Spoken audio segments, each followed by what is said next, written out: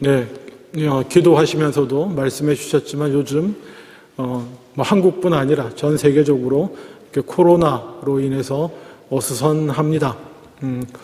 저도 이렇게 계속 몸은 여기 살지만 한국에 마음이 많이 가 있어서 한국 늘 조국으로 걱정하고 기도하면서도 캐나다에 살다 보면 특히 밴쿠버도 아니고 이렇게 쭉 떨어진 칠레하게 살다 보면 별로 크게 아직은 느낌으로 다가오지 않습니다. 근데 어제 제가 아시죠? 저희 처조카 있다가 이제 어제 돌아갔거든요. 한국에 돌아가서 공항에 갔어요. 공항에.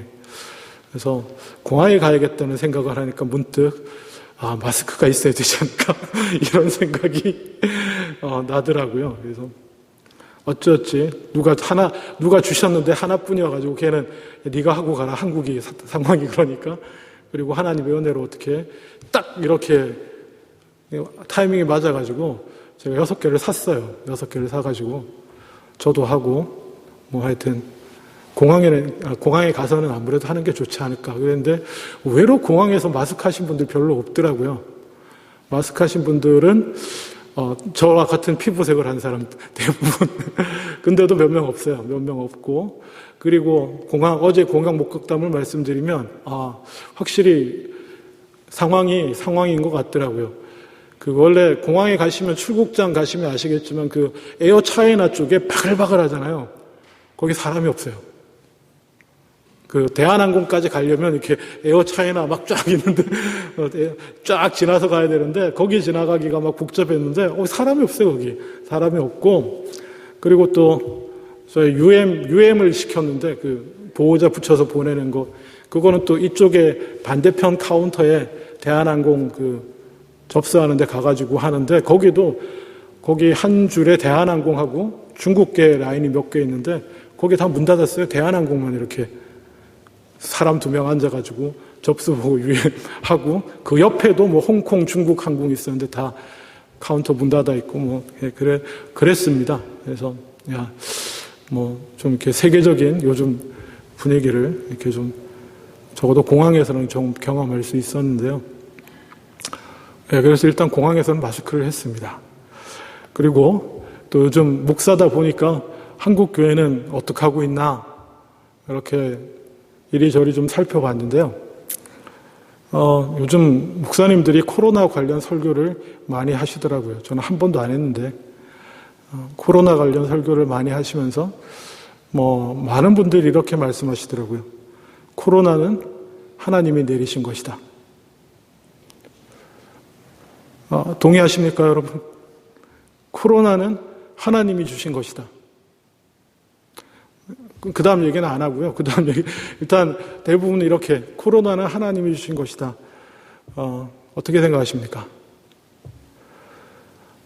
일반적인 의미로는 맞습니다. 예를 들면, 제가 창세기 강의 늘 할 때, 인간이 선악과를 따먹고 범죄한 것은, 선악과 얘기 아시죠? 교회 이렇게 많이 안 다니셔도 아는 얘기 있잖아요. 하나님이 따먹지 말라고 한 선악과를 따먹음으로 인간은 범죄하게 되고 하나님과 관계가 끊어져서 영생에서부터 죽어야 할 운명, 영원한 멸망으로 가는 운명이 된 것에 대해서 얘기할 때 인간이 타락한 것은 하나님의 뜻이다. 동의하십니까? 네. 가만 계시는 분은 손들게 할까요? 자, 1번 하나님의 뜻이다.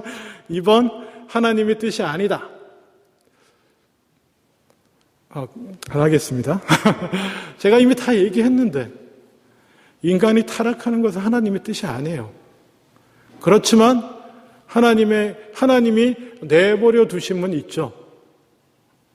이 얘기 이거 아주 중요한 얘기입니다. 항상 기억하세요. 우리 모든 삶의 문제에 적용되는 얘기예요. 이게 하나님의 뜻인가? 아닌가? 물론 내버려 두심도 하나님의 뜻이에요. 강제로 끼어들어가지고 말리지 않고 강제로 아담이나 하와의 마음을 조작해가지고 그렇게 하지 못하도록 말리지 않는 것 포함하면 그것도 하나님의 뜻이에요. 그렇지만 인간이 범죄하게 된 것이 하나님의 뜻이다 말하는 건 잘못된 것입니다.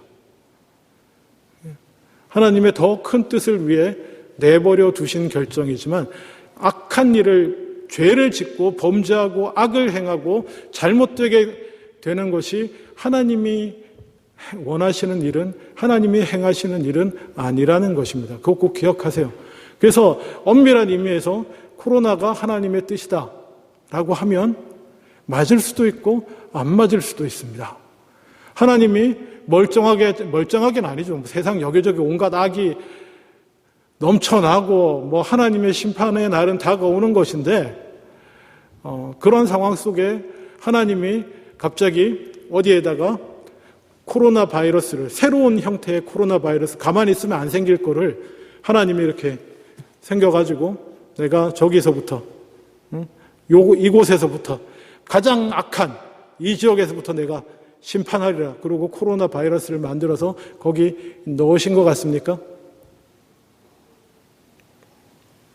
아니면, 자, 이거 1번. 2번. 아니면 악한 인간들이 모종의 자기들의 욕심을 위해서 이것도 하고 저것도 하고 그렇게 살아가는 중에, 모여 살며 뭔가를 행하며 하는 중에 또 새로운 바이러스가 튀어나왔든지. 여러분, 변종 바이러스는 그 자연의 룰 안에서 계속 생겨납니다. 이렇게. 그냥 그렇게 생겨났든지 만들어서 모르겠어요. 하여튼 뭐 그렇게 된 것을 하나님이 그냥 막으시지 않고 내버려 두신 건지. 이거 2번. 자, 이제 제가 잘 설명했으니까. 자, 1번이다. 손 들어보세요. 아니면 2번이다. 2번일 가능성이 큽니다. 감사합니다. 예? 하나님은 악을 지으시는 분이 아니에요. 악을 만드시는 분이 아닙니다. 그래서 우리가 코로나는 하나님이 주신 것이다 라고 말할 때 조심해야 됩니다. 큰 의미에서는 하나님이 허락하신 것이지만 하나님이 코로나를 만들어서 어떻게 하려고 하셨다라고 말하는 것은 성경적인 얘기가 아닙니다. 그리고 우리가 성경을 볼 때는 말입니다. 성경을 읽을 때는 구약도 있고 신약도 있습니다. 근데 성경을 이해하는 출발점, 문은 누구를 통해서 성경을 이해해야 될 것 같습니까? 성경은 항상 예수 그리스도를 통해서 이해돼야 되는 것입니다. 예수님의 가르침과 말씀을 통해서. 왜냐? 예수님이 궁극적인 계시이기 때문에 그렇습니다. 최종적으로 완성된 예수님의 계시의 시각에서 구약의 모든 말씀은 우리가 바라보고 이해해야 하는 줄로 믿습니다. 여러분, 눈에는 눈, 이에는 이, 이와 똑같은 의미의 말씀이 성경에 있을까요? 없을까요? 생명은 생명으로. 성경에 있습니까? 없습니까? 있어요. 자, 그래서 지금부터 그리스도, 우리는 복수다. 눈에는 눈, 이에는 이. 너는 네가 내 자식의 생명을 뺐으니 나도 네 자식의 생명을 뺏겠다. 하나님 믿는 사람이 그럴 수 있냐? 구약이 있어. 그러면 됩니까? 안 됩니까? 안 되죠. 안 됩니다. 어디 가서 그런 식으로 구약에 있다고 주장하고 설교하는 사람이 있으면 그 사람이 이단이에요. 거의. 왜 안 됩니까? 구약의 모든 말씀은 예수님의 말씀으로, 최종적인 주님의 말씀을 통해서 이해되어야 되기 때문입니다. 그러면 그 말씀이 구약에 왜 있냐? 이거 전에 한 7, 8년 전에 제가 다 설명하고 설교했습니다. 궁금하면 개인적으로 물어보세요. 하여튼 다 말씀한 건데, 예수님의 말씀은 뭐예요? 원수를 사랑하는 것입니다. 여기를 때리면 여기를 내주고. 예수님 뿐입니까?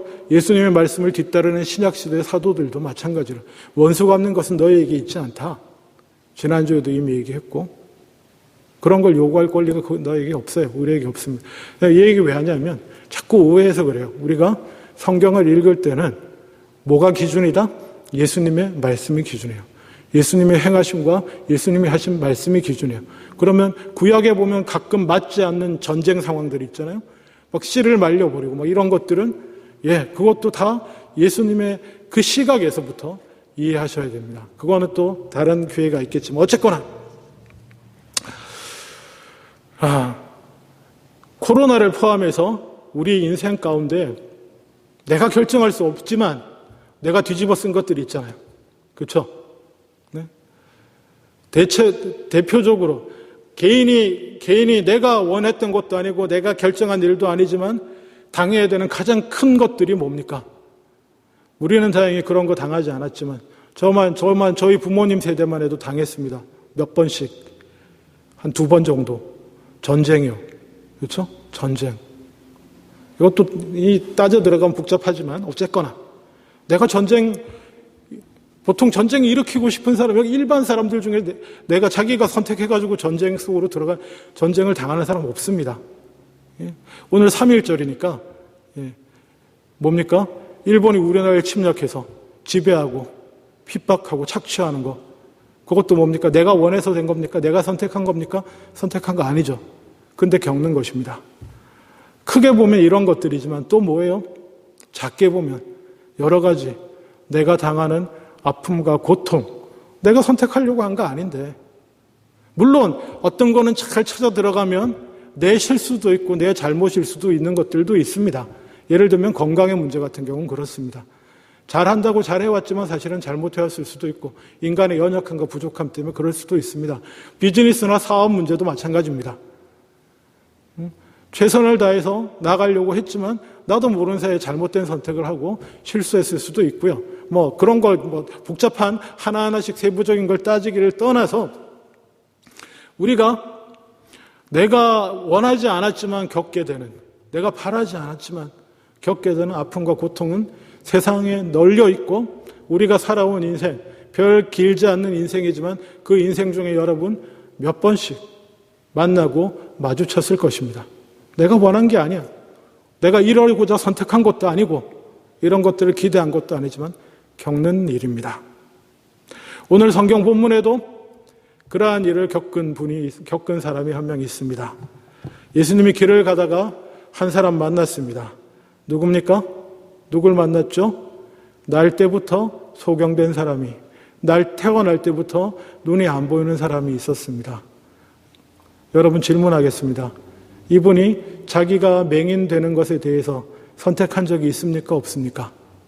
없죠. 네?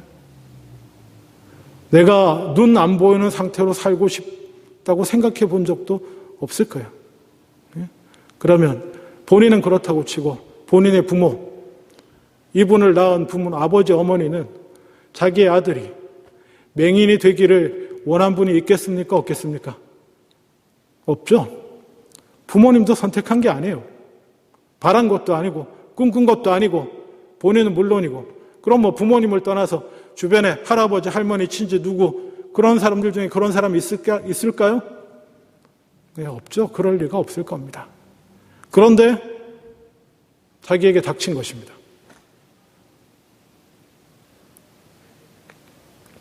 여기서 질문. 이 맹인이 맹인된 것은 하나님의 뜻이다. 하나님이 이 맹인을 맹인되게 태어나게 만들었다. 나면서부터. 그렇습니까? 하나님이 이런 것을 행하셨다. 우리에게 불행하고 아픔이 되는 일들을 행했다라고 선언할 때 정말 조심해야 될 일이 있는데, 그게 뭐냐면 하나님이 하셨는데, 하나님이 이루셨는데 그 결과가, 행하셨는데 그 결과가 우리한테 나쁘고 불행하고 일반적으로 아픔이고 고통인 것이에요. 그러면 하나님이 하셨는데 이런 일이 왜 일어났지 저 사람한테? 그러면 대체로 뭐라고 생각합니까? 예? 거룩하시고 의로우신 하나님께서 이런 아픔과 고통을 괜히 주셨겠냐? 누가 범죄했겠지. 죄 지은 놈이 있겠지. 응? 딱 그렇게 하는 거거든요. 그래서 여기 뭡니까? 당장 예수님을 따라다닌다고 하는 제자들의 질문이 뭡니까? 2절 보세요. 2절. 다 같이 읽겠습니다. 오늘 9장 2절 시작. 제자들이 물어 이르되 랍비여, 이 사람이 맹인으로 난 것이 누구의 죄로 인함이니까? 자기이니까? 그의 부모니까? 예? 어디 가서 얘기했을 것 같아요? 맹인 앞에 두고 이러고 있는 거예요, 지금. 예? 나면서부터 눈 안 보여서 구걸하면서 살 수밖에 없는 그 앞에 서갖고 한다는 얘기가, 주님, 예, 이 사람이 지금 맹인으로 태어난 게 이 사람 죄입니까? 아니면 부모 죄입니까? 여러분, 이러면 안 되는 것입니다. 이러면 안 되는 것이요. 코로나 얘기해 볼까요? 코로나가 하나님이 주신 것입니다. 거룩하시고 의로우신 하나님이 왜 우리를 죽음에 이르는 이런 코로나를 주셨습니까? 누가 나쁜 놈이냐? 결론. 누가 잘못해서 이런 겁니까? 누굽니까? 분명히 이것은 죄에 대한 심판일 텐데. 네? 좋습니다. 하나님이 그러실 수 있는데 말입니다. 하나님이 그러실 수 있는데, 그래서 누가 정죄를 자기가 해요. 네? 하나님이 뭐 그러실 수도 있는데 그 부분에 대해서 누가 나쁜 놈인지 자기가 찾고요. 누가 나쁜 놈인지 자기가 정하고 자기가 말하고 자기가 정죄하고 수군수군 떠들고 그럽니다. 네? 그러잖아요, 여기도. 누가 죄냐? 이 사람이냐? 부모냐? 그러면 자, 우리가 그 옆에 모여 있어서 고민하기 시작합니다. 여러분은 아무 관계가 없어서 고민하기 어려울 수도 있는데, 그 주변에 이 맹인을 알고, 그 아버지, 어머니를 알고, 그 일가족을 아는 사람들이 둘러서 있다고 한번 생각해 봅시다. 그 사람들은 어떻게 말할 수 있을 것 같습니까? 자, 이 맹인 본인을, 그래서 이렇게 구걸하며 살 수밖에 없는 이 맹인 본인을 평소에 마음에 안 들어 하던 사람이라면 아마 이렇게 말할 겁니다. 아마 이 사람 잴 거예요. 우리는 알 수 없지만 엄마 태중에서부터 뭔가 안 좋은 영혼이든가, 그래서 이 사람 잴 겁니다. 그럴 거예요. 근데 또 그 주변에서 평소 이 아버지를, 이 맹인의 아버지를 싫어하거나 뭐 트러블이 있는 사람, 아니야. 내가 볼 땐 그 아버지 잘못이야. 내가 그 사람 아는데 정상 아니거든. 반대로 맹인의 어머니하고 관계가 있는 사람, 뭐라고 얘기할 것 같아요? 아니, 그 아버지는, 그 정도, 엄마 때문일까요? 그 엄마. 이렇게 물고 들어가면 인간관계들 가운데 사람들 관계에서 잘못 안 한 사람이 있습니까? 퍼펙트하게 누구의 구설수에도 올라가지 않을 인물이 있을까요? 그러고 있는 거예요. 근데 이 한 건수 가지고 누구의 죄냐? 누구 죄냐? 좋은 거 나왔죠? 그래서 성경은 분명히 이렇게 얘기합니다. 수군수군하는 거 죄다. 로마서 1장 29절에 곧 모든 불의, 추악, 탐욕, 악의가 가득한 자, 시기, 살인, 분쟁, 사기, 악독이 가득한 자요, 수군수군하는 자요.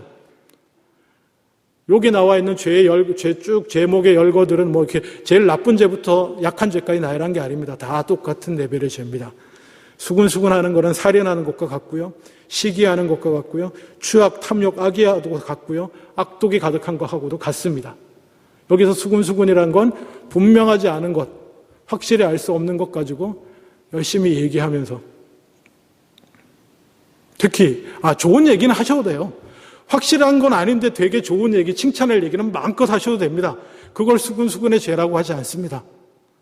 수군수군의 죄는 확실하지 않은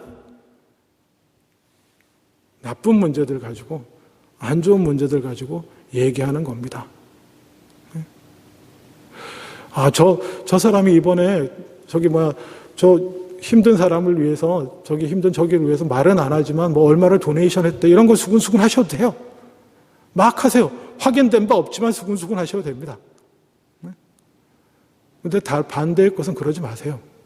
그럼 첫 번째 건 수군수군 한다는 단어로 표현하지 않습니다. 성경에서 나오는 수군수군이라는 이 단어는 없는 잘못된 일을 만들어서 나쁘게 말하는 걸 말해요.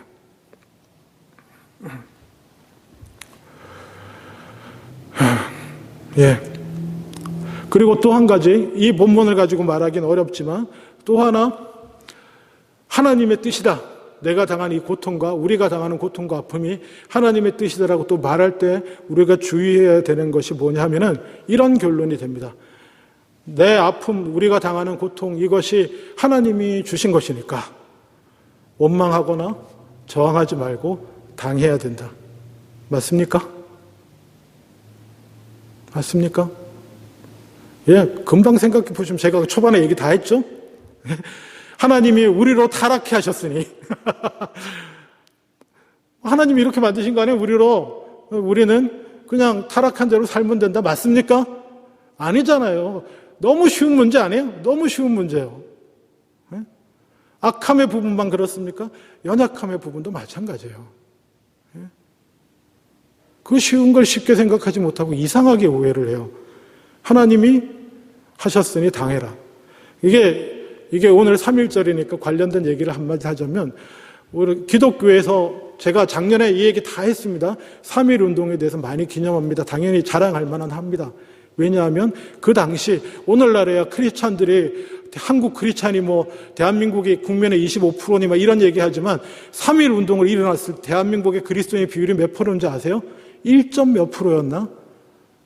거의 그 정도예요. 근데 3.1 운동에 참여하고 희생하고 한 사람의 거의 한 60, 제가 정확한 숫자에 약합니다. 그러니까 절반 이상이 그리스도인이에요. 인구 비례로 따지면 그냥 크리스찬이 한 거예요, 3.1 운동은. 물론 워낙 사람도 적고 그래서 지금 숨겨진 얘기 한 가지 말씀드리면 3.1 운동 모이고 진행할 때 교회가 돈이 없어가지고 그때 인원적으로 가장 많았던 종교단체가 어딘지 아세요? 천도교입니다. 천도교. 동학 농민운동하고 이랬던 천도교가 그때 천도교 자체 발표로 등록된 교인 수가 200만이고요. 그리고 쉽게 말하면 우리식으로 헌금하고 활동하는 책임 교인이 100만이다. 자기들이 발표했을 때요. 그거면 거의 대한민국 전 조선이 2천만이 채 안 됐을 때였으니까. 거기서 얼마 안 나왔어요. 그래서 교회가 돈이 없어서 같이 하면서 거기서 5천 환을 빌려서 천도교는 조직이 하나잖아요. 그래가지고 교인도 많고 헌금도 많고 돈이 많으니까 그렇게 이게 비사 중에 하나인데 우린 돈도 없었어요. 크리스찬도 돈도 없고 인원도 없어요. 근데 다 나왔어요. 희생당한 사람 손꼽으면 여러분 알만한 사람 이름 되면 전부 그리스도인이에요. 유관순 크리스찬이에요. 부모님부터 믿는. 그 시대에 이미 부모님부터 믿어서 선교사 추천으로 이화학당을 들어간 다 크리스찬들이에요. 이름 쭉 아마 웬만한 이름 다 대보세요. 전부 크리스찬이에요. 예, 그랬는데 그리스도인의 그리고 목사님들의 고민이 뭔지 아세요? 그때 뭐였냐면은 그때 이런 것도 있었습니다. 일제의 침략으로 조선이 일제에게 복속된 것이 하나님의 뜻 아닌가? 하나님의 뜻이면 어떻게 해야 돼요? 받아야 되는 거 아닌가, 그냥 우리가. 고민되세요, 여러분? 진지하게 고민했습니다. 일제가 우리를 지배하고 다스리는 게 하나님 뜻이면 그냥 우리가 저항하는 게 맞나? 그래서 독립을 선언하는 게 아니라 요청하자, 요청. 이런 얘기도 뒤에서 있었어요. 저항해서 마땅히 이거는 독립해야 된다고 선포하는 게 아니고 일제한테 물러가 줄 수 있냐, 우리 독립하게 해줄 수 있냐 요청하는 게 어떠냐, 이런 얘기도 있어서 오늘 지금 시각으로 보면 약간의 3.1 운동의 오점 중에 하나로 남아 있습니다. 어떻게 생각하세요, 여러분? 예? 이미 다 설교했지만.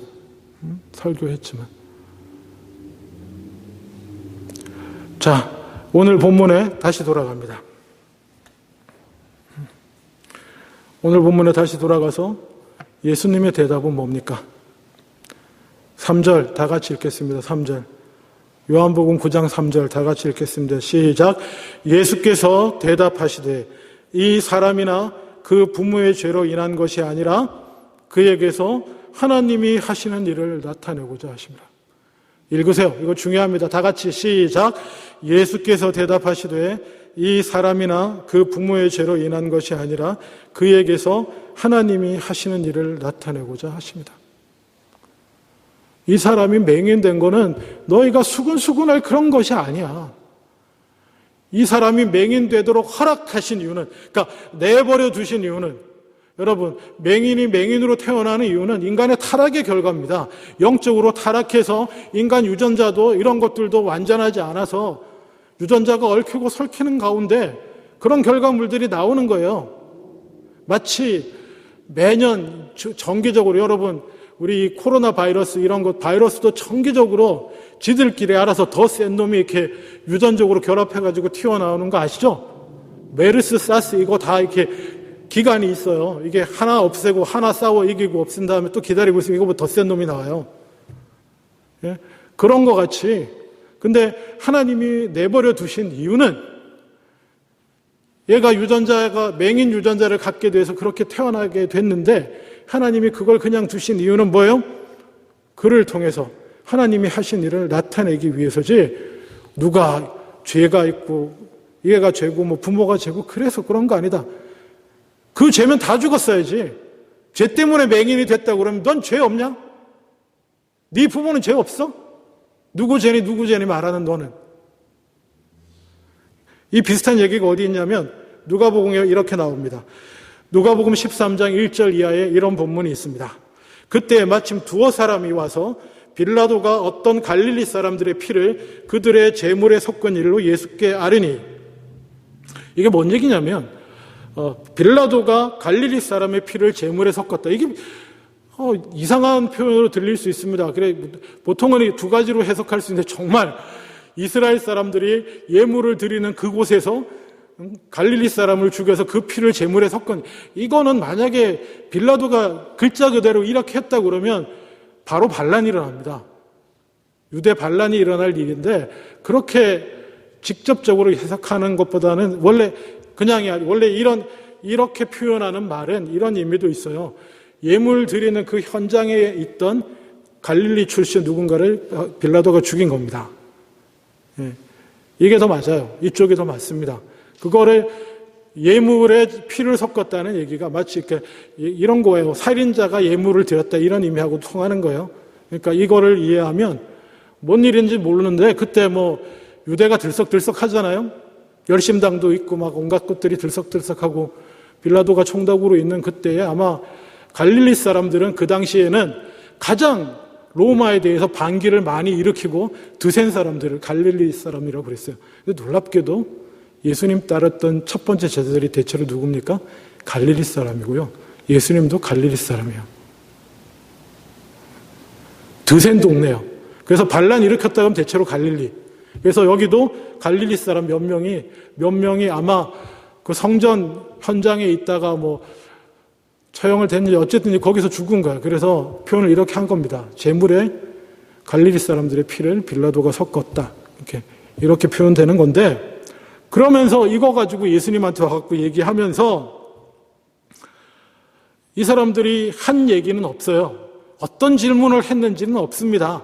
근데 예수님이 그 사람들이 한 얘기에 대한 답변을 보면 이 사람들이 무슨 질문을 했는지 우리가 알 수 있어요.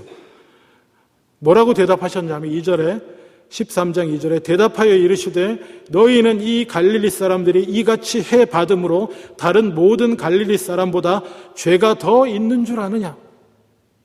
이 얘기 뭔 것 같아요?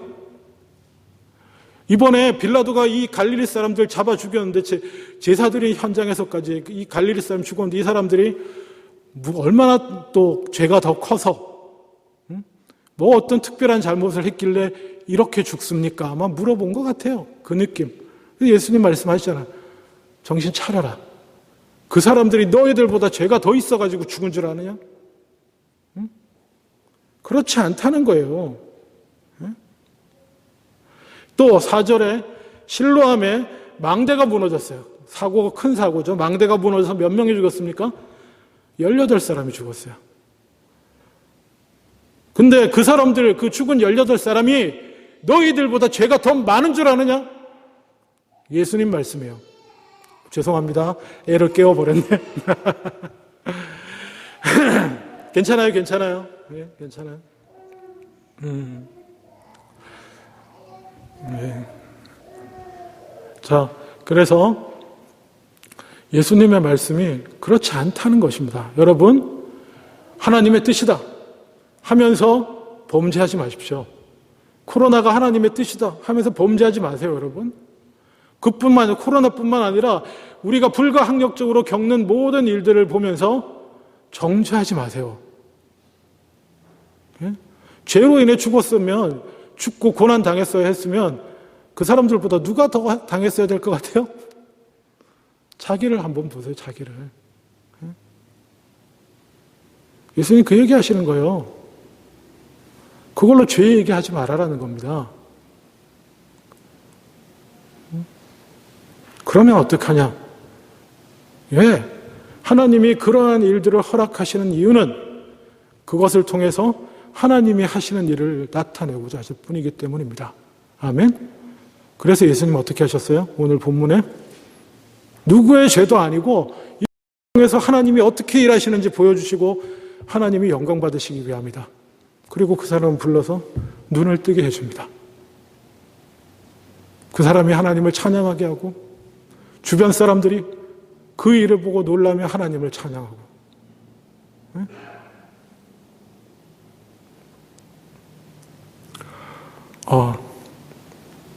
우리는 어떻게 할까요? 네, 예수님처럼 하는 것입니다. 정죄하는 것이 아니고 그 고난과 아픔을 온몸으로 당하고 있는 사람들이 그것을 통해서 하나님께 영광 돌릴 수 있도록, 하나님이 그것을 통해서 영광 받으시는 일을 하실 수 있도록 돕는 일을 우리가 하면 되는 것입니다. 우리가 치유의 능력이 없습니까? 없으면 어때요? 치유하고 회복하도록 도우면 되죠. 그 힘든 일을 겪어서 상처와 아픔 가운데 내가 왜, 하나님이 왜 내게 이런 일을 겪게 하시는가 하고 아파하고 힘들어하는 사람이 있습니까? 그 일을 통해서 하나님이 영광 받으실 만한 것들을, 하나님이 무슨 일을 하실까 찾고 기도하고 그를 통해서 이루실 수 있도록 우리가 섬기고 권면하고 돕고 하면 되는 것이죠. 예.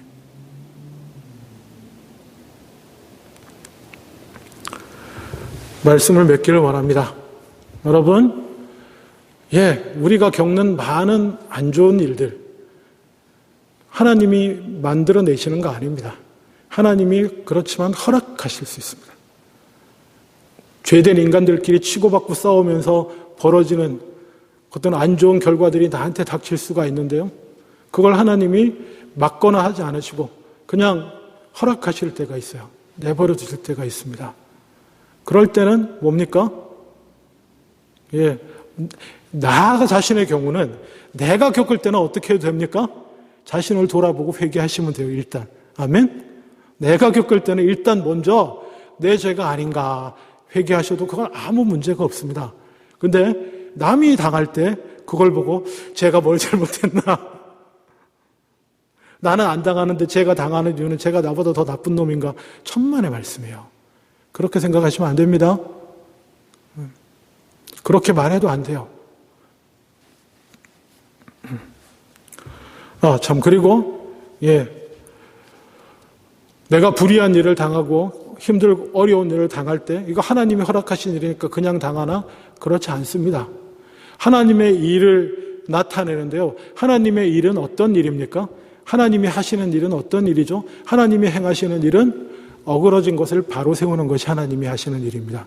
하나님이 하시는 일은 뭡니까? 공의를 세우시는 것이 하나님이 하시는 일입니다. 어떻게 말해도 넘어가지 말아야 될 것이 하나님은 불의를 만드시는 분이 아닙니다.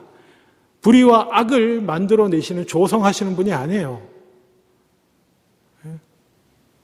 하나님은 항상 불의하고 악하고 안 좋은 일을 바로 잡으시기를 원하시는 분이십니다. 그래서 예수님이 십자가에 죽으시는 것입니다. 그 불의와 악의 근본부터 바로 잡기 위해서 십자가에 죽으시고 의를 이루시고 그 의를 이루시는 방법이 뭐예요? 사랑인 것입니다. 자기를 희생하는 방법으로. 의를 이루시는 방법이 나쁜 놈 다 죽여 이게 아니고요. 그 악한 자들의 죄값을 자기가 지시고 죽으시는 것이 하나님의 의를 이루시는 방법인데 그게 사랑이에요. 똑같습니다. 우리도 세상에 이런 일들 넘쳐납니다. 당한 사람도 넘쳐나고 나도 당하고요. 그럴 때마다 우리는 뭘 생각해야 돼요? 하나님이 허락하신 일이니 그냥 죽자. 아니요. 하나님이 그냥 허락하셨겠나? 더 죄를 나쁜 놈이니까 허락하셨겠지? 아니요. 우리의 생각은 오직 하나, 뭐예요? 하나님이 하시는 일을 나타내자. 하나님이 하시는 일을 이루자. 내게 허락하신 이 일을 통해서 하나님의 영광을 나타내고 저 사람이 당하는 저 일 가운데 내가 어찌하든지 하나님의 의를 회복하시는 역사를 보이고 하나님의 사랑을 나타내서 하나님께 영광을 돌리자. 이것이 예수를 믿는 자의 마땅히 할 바인 줄로 믿습니다. 그게 코로나든지 뭐든지 간에 기도하겠습니다.